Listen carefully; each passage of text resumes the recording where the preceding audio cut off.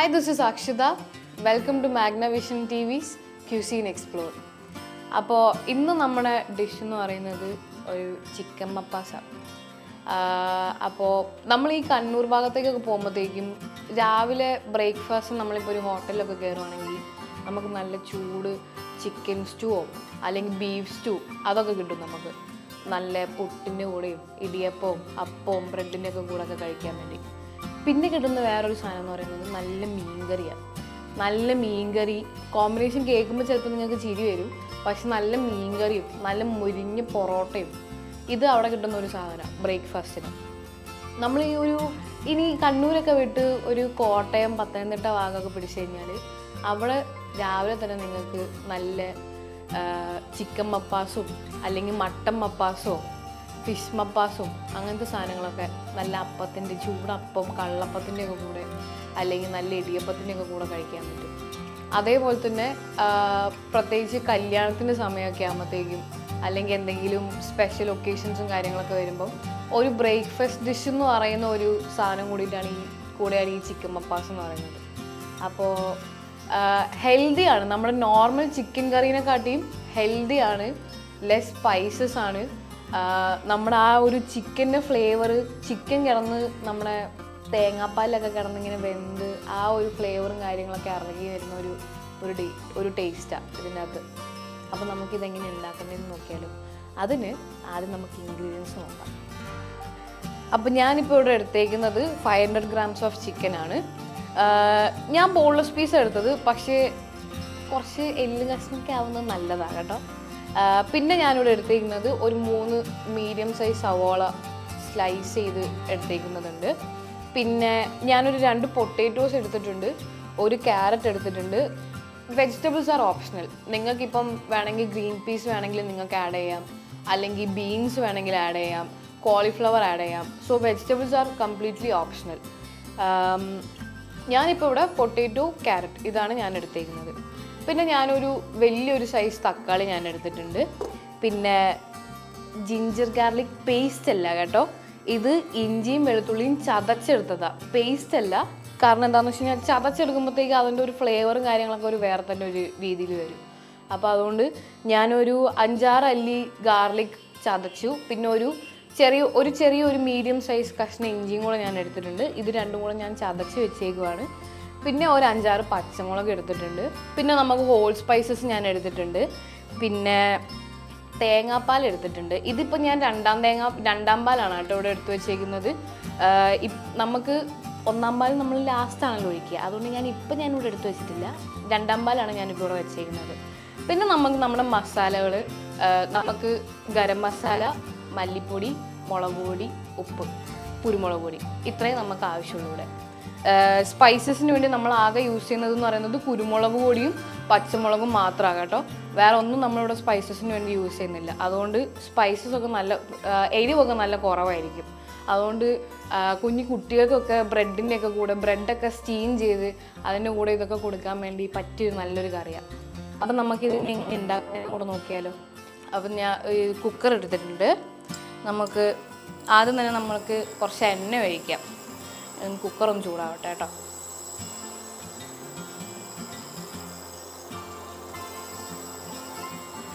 നമ്മൾ കുക്കർ ചൂടായിട്ടുണ്ട്. നമുക്ക് എണ്ണ ഒഴിക്കാം. ഞാൻ ഇവിടെ വെളിച്ചെണ്ണയാണ് കേട്ടോ യൂസ് ചെയ്യുന്നത്.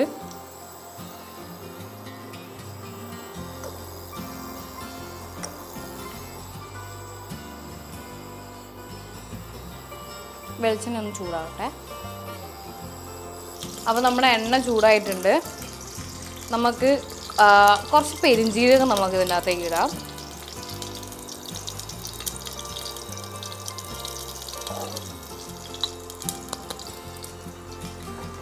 പിന്നെ നമ്മുടെ ഹോൾ സ്പൈസസും കൂടി ഇടാം കേട്ടോ.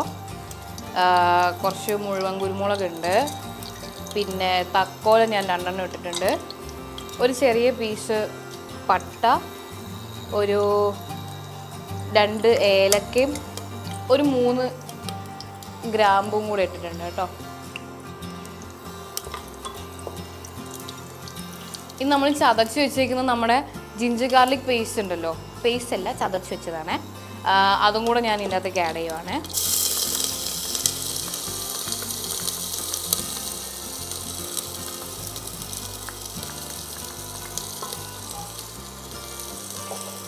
ഒന്ന് കളർ മാറി വരുന്നത് വരെ ഒന്ന് സോട്ട് ചെയ്തെടുക്കാം നമുക്ക്.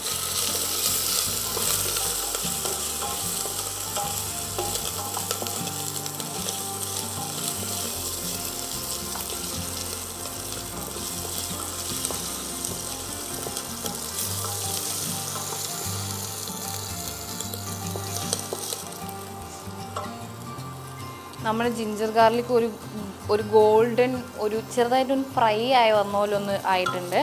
നമുക്ക് ഇതിനകത്ത് നമ്മുടെ സവോളയും കൂടെ ഇടാം കേട്ടോ. ഞാൻ ഇവിടെ 3 മീഡിയം സവോളയാണ് എടുത്തേക്കുന്നത്. നല്ല നേരിയ പോലെ സ്ലൈസ് ചെയ്തെടുത്തേക്കുന്നതാണ്.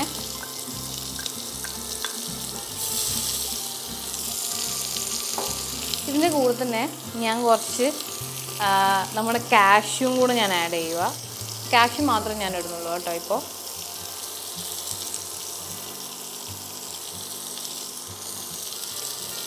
നമുക്ക് കുറച്ച് ഉപ്പും കൂടെ ഇടാം.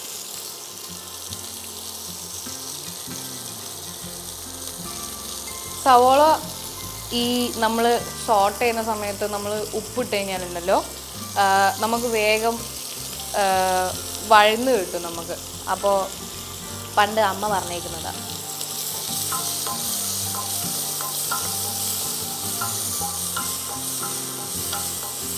നമുക്കിതും നല്ലപോലെ ഒന്ന് സോട്ട് ചെയ്തെടുക്കാം കേട്ടോ.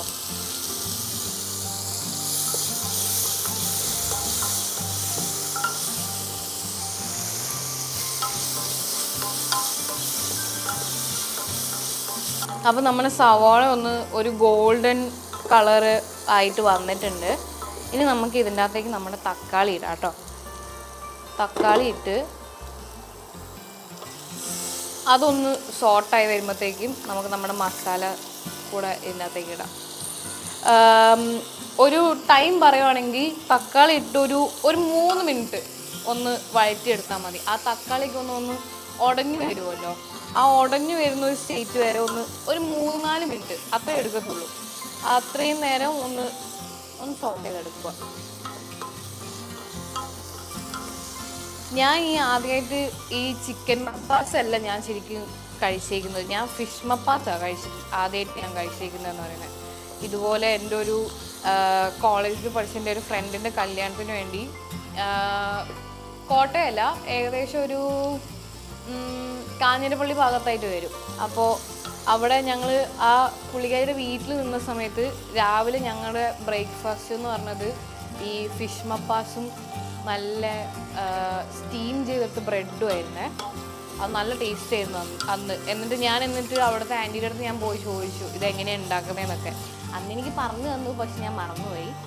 പിന്നെ അത് കഴിഞ്ഞ് പിന്നെ യൂട്യൂബൊക്കെ നോക്കി പഠിച്ച് ഒരു പ്രാവശ്യം ഇതുപോലെ ചിക്കൻ മപ്പാസ് വീട്ടിൽ ഞാനും അമ്മയും കൂടെ ഉണ്ടാക്കിയായിരുന്നു. അന്ന് ഞങ്ങൾ ഇടിയപ്പത്തിലൂടെ ആയിരുന്നു കഴിച്ചത്. അതും അടിപൊളിയായിരുന്നു. അപ്പം ഞാൻ വിചാരിച്ചു അങ്ങനെയാണെങ്കിൽ ഇന്ന് അന്ന് ഞാൻ അമ്മയുടെ കൂടെ ഉണ്ടാക്കിയ ചിക്കൻ മപ്പാസിൻ്റെ ആ ഒരു റെസിപ്പി നിങ്ങൾക്ക് ഷെയർ ചെയ്താലോ എന്ന് വിചാരിച്ചു. അപ്പോൾ അതാണ് ഞാൻ ഇന്ന് ചിക്കൻ മപ്പാസ് ഉണ്ടാക്കുന്നത്. അപ്പോൾ നമ്മൾ തക്കാളിയൊക്കെ ഒന്ന് ചെറുതായിട്ടൊന്ന് വഴണ്ടൊന്ന് വന്നിട്ടുണ്ട്. അപ്പം നമ്മൾ ഇനി ഇതിൻ്റെ അകത്തേക്ക് നമ്മുടെ മസാലകളൊന്നും കൂടെ ആഡ് ചെയ്യാൻ വേണ്ടി പോവുക.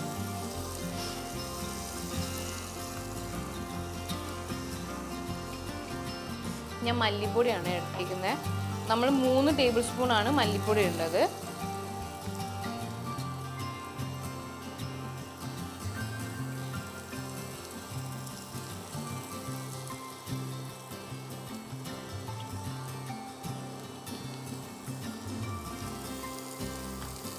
പിന്നെ 1 ടീസ്പൂൺ മഞ്ഞൾപ്പൊടി.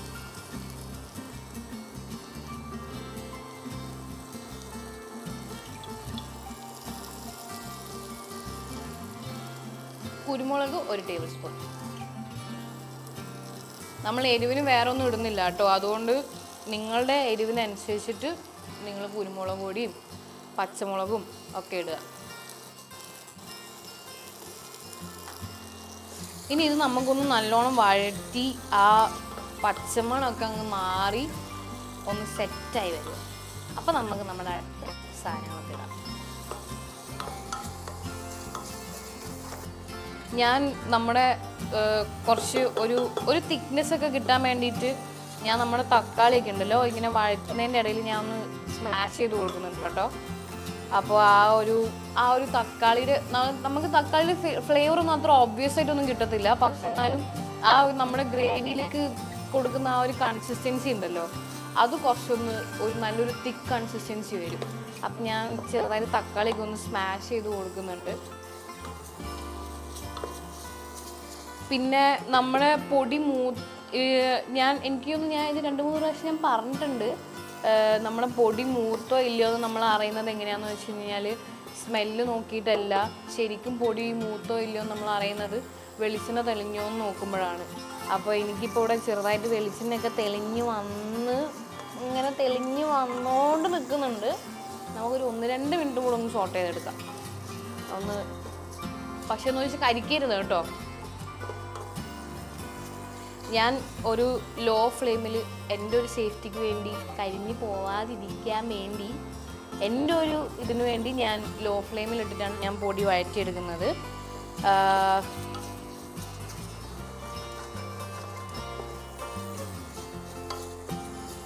അപ്പോൾ നമ്മുടെ എണ്ണയൊക്കെ തെളിഞ്ഞ് വന്നിട്ടുണ്ടല്ലോ, സൈഡിൽ എണ്ണയൊക്കെ തെളിഞ്ഞ് വന്നു.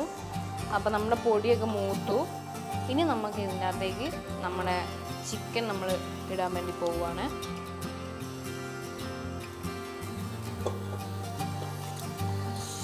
ഞാൻ ഇവിടെ 500 grams ആണ് ചിക്കൻ എടുത്തേക്കുന്നത്. ബോൺലെസ് പീസാണ് ഇപ്പം ഞാനിവിടെ എടുത്തേക്കുന്നത്. പക്ഷെ ഞാൻ പറഞ്ഞതുപോലെ ചെറിയ ഒരു ലെഗ് പീസൊക്കെ ചെറുതായിട്ട് മുറിച്ചിട്ട പീസൊക്കെ ആണെന്നാണെങ്കിൽ കുറച്ചും കൂടി ടേസ്റ്റ് ആയിരിക്കും. ബ്രെഡിൻ്റെ ഒക്കെ കൂടെ ആ ചിക്കൻ കാലൊക്കെ കടിച്ച് പറിച്ച് തിന്നാനൊക്കെ നല്ല ടേസ്റ്റാണ്. ഇനി ഇതൊന്ന് നല്ലോണം മിക്സ് ചെയ്ത് നമ്മളൊന്ന് കുറച്ച് വെള്ളം നമ്മൾ ആഡ് ചെയ്യും. അധികം ആഡ് ചെയ്യേണ്ട ആവശ്യമില്ല. കാരണം എന്താണെന്ന് വെച്ച് കഴിഞ്ഞാൽ ചിക്കൻ വേവുമ്പോൾ ചിക്കൻ്റെ വെള്ളം നമുക്ക് ഓൾറെഡി ഇതിൻ്റെ അകത്ത് നമുക്ക് ഇറങ്ങും. പക്ഷേ ഇതൊന്ന് വെന്ത് കിട്ടാൻ വേണ്ടി, ഒന്ന് മസാലയൊക്കെ ഒന്ന് നന്നായി പിടിക്കാൻ വേണ്ടി ഞാൻ ഇതിനകത്തേക്ക് കുറച്ച് വെള്ളം ഞാൻ ആഡ് ചെയ്യുന്നുണ്ട്.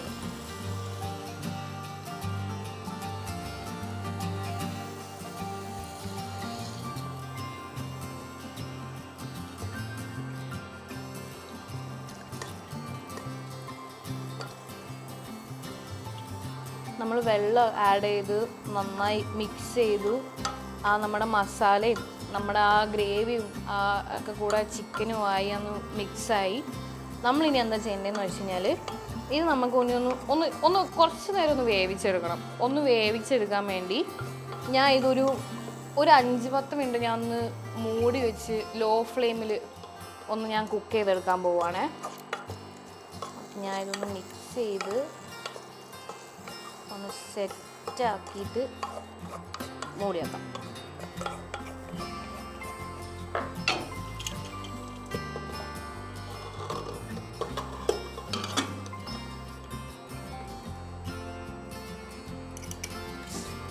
അപ്പം നമുക്കിനി ഒരു 5-10 മിനിറ്റ് ഒന്ന് മൂടി വെച്ചൊന്ന് കുക്ക് ചെയ്യാം. വിസിൽ വെക്കരുത് കേട്ടോ. നമ്മൾ വിസിൽ അടുപ്പിക്കുന്നില്ല. ഇപ്പം നമ്മൾ വിസിൽ അടുപ്പിക്കുന്നില്ല. നമ്മളിപ്പോൾ ഒന്ന് മൂടി വെച്ചൊന്ന് കുക്ക് ചെയ്യുക ചെയ്യുന്നത്. ആ ചിക്കൻ്റെ വെള്ളമൊക്കെ ഒന്ന് ഇറങ്ങി ഒന്ന് കുക്കായി വരട്ടെ. അപ്പോഴത്തേക്കും എന്നിട്ട് നമുക്ക് ബാക്കി പരിപാടി ചെയ്യാം.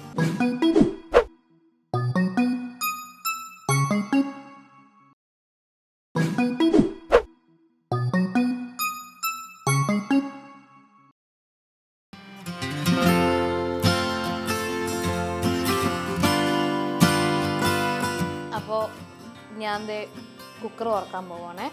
ഞാൻ നേരത്തെ ഗ്യാസ് ഓഫാക്കി ഒരു 2 മിനിറ്റ് ഞാൻ വെച്ചായിരുന്നു, നമ്മുടെ ആവിയൊക്കെ ഒന്ന് പോകാൻ വേണ്ടി.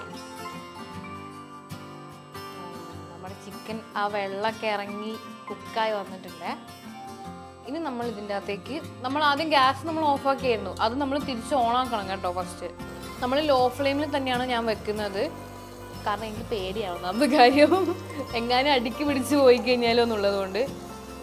പിന്നെ നമുക്ക് എല്ലാം slow and steady wins the race എന്നാണല്ലോ. അപ്പം നമ്മൾ പയ്യെ നമുക്ക് ചെയ്യാം, തിരക്കൊന്നുമില്ലല്ലോ. അപ്പോൾ നമ്മുടെ ചിക്കനൊക്കെ നന്നായിട്ട് ഒന്ന് നല്ല കുക്കായി വന്നിട്ടുണ്ട്. ഇനി നമ്മൾ ഇതിനകത്തേക്ക് നമ്മുടെ വെജിറ്റബിൾസ് ആഡ് ചെയ്യാൻ വേണ്ടി പോവുകയാണ്. അപ്പോൾ ഞാനിവിടെ ഒരു 2 ഉരുളക്കിഴങ്ങ്, ചെറിയ ഉരുളക്കിഴങ്ങ് എടുത്തിട്ടുണ്ട്. പിന്നെ ഒരു ക്യാരറ്റും. നമ്മൾ ഈ വെജിറ്റബിൾസ് ആഡ് ചെയ്യുന്നത് ഞാൻ നേരത്തെ പറഞ്ഞതുപോലെ കംപ്ലീറ്റ്ലി നിങ്ങളുടെ ഓപ്ഷനാണ്. നിങ്ങൾക്ക് ഇഷ്ടമുള്ള വെജിറ്റബിൾസ്. ഇപ്പം ചില പേർക്ക് ചിലപ്പം ക്യാരറ്റൊന്നും ചിലപ്പം കറിയിലിടാൻ താല്പര്യം ഉണ്ടാവില്ല. കാരണം എന്താണെന്ന് വെച്ച് കഴിഞ്ഞാൽ ക്യാരറ്റിന് ചെറിയ മധുരമൊക്കെ അല്ലേ. അപ്പോൾ അതുകൊണ്ട് ചിലപ്പം ചില ആൾക്കാർ ക്യാരറ്റൊന്നും ഇടില്ല. അതേപോലെ വേറെ നമുക്ക് ഒരുപാട് വെജിറ്റബിൾസ് ഉണ്ട്. ഇപ്പം ഞാൻ പറഞ്ഞ പോലെ കോളിഫ്ലവറോ അല്ലെങ്കിൽ കുറച്ചൊരു പച്ച കളറൊക്കെ കിട്ടാൻ വേണ്ടി നമുക്ക് ഗ്രീൻ പീസോ അല്ലെങ്കിൽ ബീൻസോ അതൊക്കെ നമുക്ക് ഇടാം. നമ്മൾ സ്റ്റൂലൊക്കെ ഇടുന്ന വെജിറ്റബിൾസ് നമുക്ക് വേണമെങ്കിൽ ഇതിനകത്തേക്ക് നമുക്കിടാം. അത് നമ്മുടെ ചോയ്സ്. അപ്പോൾ നമ്മൾ വെജിറ്റബിൾസ് ഒക്കെ ഇട്ട് ഒന്ന് സോട്ട് ചെയ്തെടുത്തിട്ട് ഒരു 2 മിനിറ്റ് ഒന്ന് സോട്ട് ചെയ്തെടുക്കുക. ആ മസാല ആ ഗ്രേവിൻ്റെ അകത്തൊക്കെ ഒന്ന് കിടന്നൊന്ന് മിക്സ് ആവാൻ വേണ്ടി. അപ്പോൾ നമ്മുടെ വെജിറ്റബിൾസ് ഒക്കെ ഒന്ന് സോട്ടായിട്ടുണ്ട്. അപ്പോൾ ഇനി നമ്മുടെ one of the main ingredient ആയ തേങ്ങാപ്പാൽ ഞാൻ ഒഴിക്കാൻ പോവുകയാണ്. ഇത് ഞാൻ 2ാം പാലാണ് ഒഴിക്കുന്നത്. അപ്പോൾ നമ്മുടെ 2ാം പാൽ ഒഴിച്ച്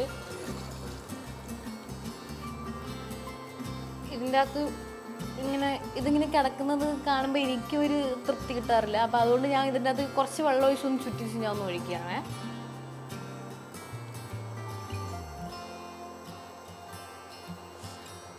ഈ തേങ്ങാപ്പാൽ ഉണ്ടാക്കുന്ന കാര്യം പറയുമ്പോഴാണ് ഞാൻ ഓർത്തത്, പണ്ടൊക്കെ വീട്ടിൽ നമ്മളിപ്പം പായസം ഉണ്ടാക്കുമ്പോഴും അല്ലെങ്കിൽ സ്റ്റൂവും കറിയൊക്കെ ഉണ്ടാക്കുന്ന സമയത്ത് തേങ്ങാപ്പാൽ എങ്ങനെയാണ് ഉണ്ടാക്കുന്നത്? നമ്മൾ തേങ്ങയൊക്കെ ചിരവി ഞാനാ മെയിൻ തേങ്ങ ചിരകുന്നതിൻ്റെ അകത്ത്. തേങ്ങയൊക്കെ ചിരകി അമ്മേൻ്റെ കയ്യിൽ കൊടുക്കും.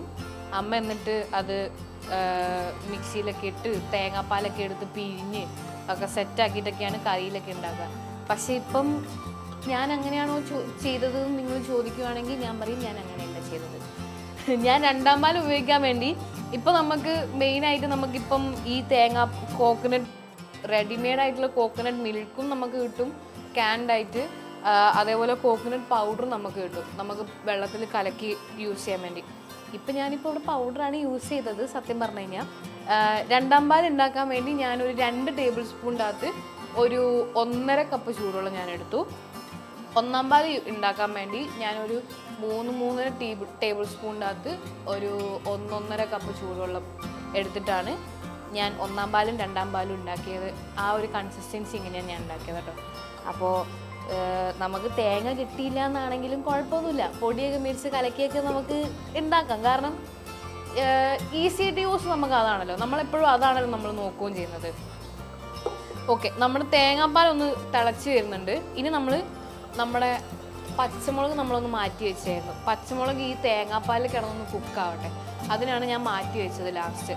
ഇനി ഞാൻ ഇതിൻ്റെ അകത്തേക്ക് പച്ചമുളകും കൂടി ഇടുവാണേ.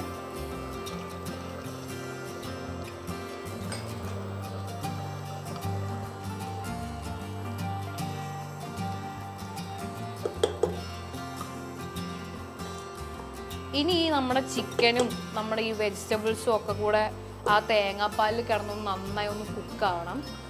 എന്നിട്ട് ഞാൻ ഇത് അടച്ചു വെച്ച് ഹൈ ഫ്ലെയിമിൽ ഒരു വിസിൽ ഞാൻ അടുപ്പിക്കുക.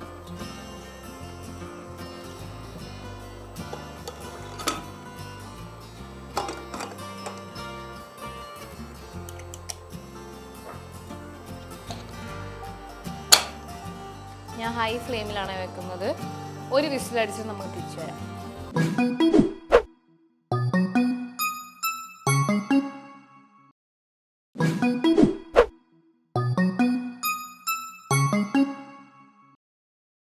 അപ്പോൾ നമ്മൾ ഒരു വിസിൽ ഹൈ ഫ്ലെയിമിൽ നമ്മൾ ഒരു വിസിൽ അടുപ്പിച്ചിട്ടുണ്ട്.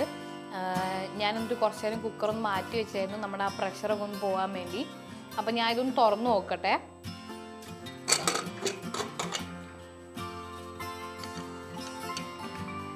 അപ്പം നമ്മുടെ ചിക്കൻ നമ്മുടെ 2ാം പാലിൽ കിടന്ന് ചിക്കനും വെജിറ്റബിൾസും ഒക്കെ നന്നായിട്ട് കുക്കായി വന്നിട്ടുണ്ട്.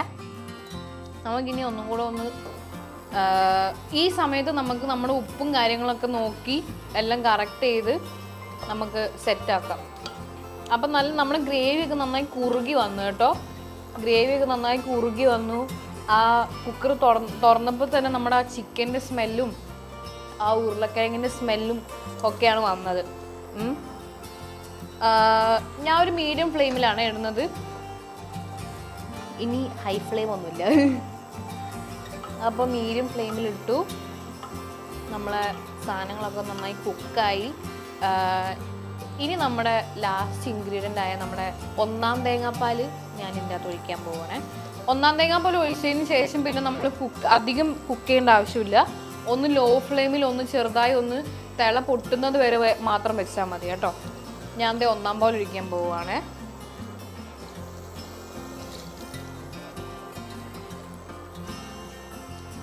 എൻ്റെ ഒരു സമാധാനത്തിന് വേണ്ടി പാത്രം ഒന്ന് ക്ലീൻ ചെയ്യാൻ വേണ്ടി കുറച്ച് വെള്ളം ഒന്ന് ചുറ്റിച്ചൊഴിക്കാം.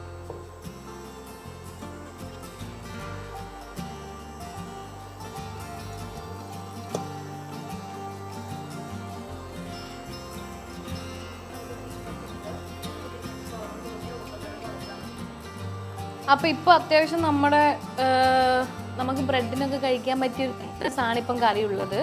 ഇനിയിപ്പോൾ നമുക്ക് കുറച്ചും കൂടെ തിക്നെസ് കൂട്ടണം എന്നാണെന്നാണെങ്കിൽ നമ്മുടെ ഉരുളക്കിഴങ്ങ് നമ്മൾ ഇതിനകത്ത് ഇട്ടിട്ടുണ്ടല്ലോ. അപ്പോൾ ആ ഉരുളക്കിഴങ്ങ് ഒന്ന് ചെറുതായിട്ടൊന്ന് ഉടച്ചു കൊടുത്താൽ മതി.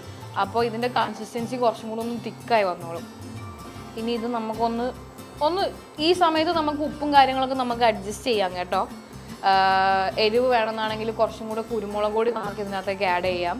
ഉപ്പും കാര്യങ്ങളൊക്കെ ഒന്ന് നോക്കി നമ്മുടെ ടേസ്റ്റിനനുസരിച്ചിട്ട് ഒക്കെ റെഡി ആണോ എന്നുള്ള കാര്യമൊക്കെ നമുക്കൊന്ന് നോക്കി എല്ലാം ഒന്ന് സെറ്റ് ചെയ്തെടുക്കും. കാരണം ഇതാണ് നമ്മുടെ ലാസ്റ്റ് ഫിനിഷിങ് സ്റ്റേറ്റ് ആണിത്. ഓക്കെ, അപ്പോൾ തിളയൊക്കെ വന്നു. ഞാൻ ഇനി ഗ്യാസ് ഓഫ് ചെയ്തിട്ട് ഞാൻ ഇത് മാറ്റി വെക്കാൻ വേണ്ടി പോവാം കേട്ടോ.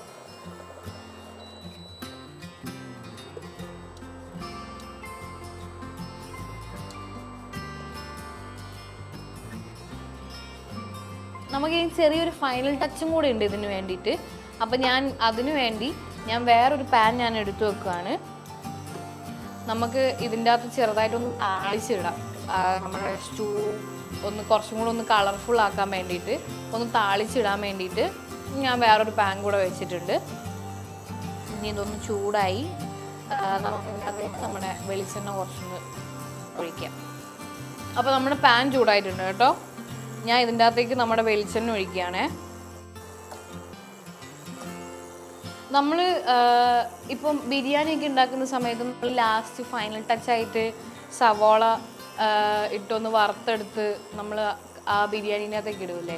അതേപോലെ നമ്മൾ സ്റ്റൂ ഒക്കെ ഉണ്ടാക്കുന്ന സമയമാണെങ്കിലും അതേപോലെ നമ്മൾ ചെയ്യുമല്ലോ. അത് ഒരു അഡീഷണൽ ഒരു ഫ്ലേവറും ഒരു ടേസ്റ്റും കാര്യങ്ങളൊക്കെ കൊടുക്കും കറിക്ക്.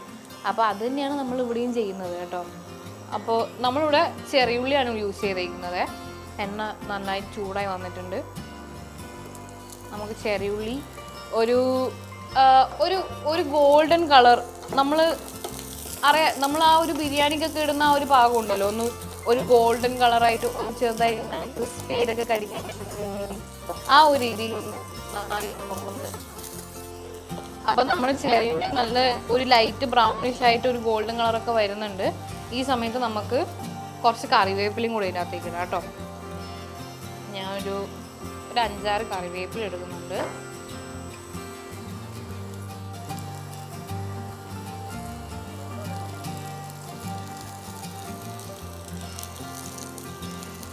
ഇതിൻ്റെ കൂട്ടത്തിൽ നമ്മൾ നേരത്തെ മാറ്റി വെച്ച ആ കാഷ്യൂനട്ടും റേസിൻസും കൂടെ ഞാൻ ഇതിൻ്റെ അകത്തേക്ക് ആഡ് ചെയ്യുവാണേ.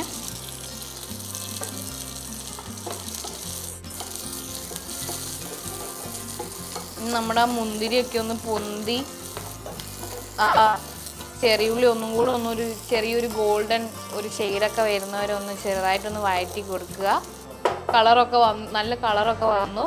ഇനി ഇത് നമ്മുടെ ചിക്കൻ അപ്പാസിലേക്ക് നമ്മളിത് തട്ടാൻ പോവുകയാണ്. അപ്പം ഞാൻ ഒന്നും കൂടെ നമ്മുടെ കുക്കർ എടുത്ത് വെക്കാണ്. ഇനി ഗ്യാസ് ഒന്നും ഓണാക്കണ്ട കേട്ടോ, കാരണം കറി നമ്മൾ റെഡിയായി. ഇനി ഞാൻ നമ്മുടെ കറിയിലേക്ക്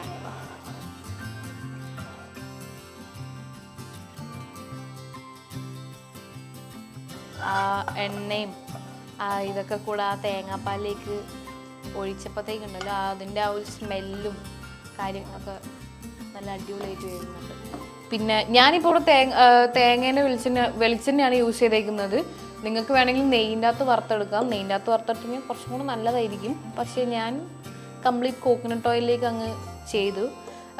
അപ്പോൾ ഇതിൻ്റെ കൂടെ നല്ല ആവി കയറ്റിയ നല്ല സ്റ്റീംഡ് ബ്രെഡ് അല്ലെങ്കിൽ നല്ല പുട്ടോ ഇടിയപ്പോ അല്ലെങ്കിൽ നല്ല വെള്ളയപ്പോ ഒക്കെ ഇതിൻ്റെ കൂടെ ഒരു ബെസ്റ്റ് കോംബോ ആയിരിക്കും.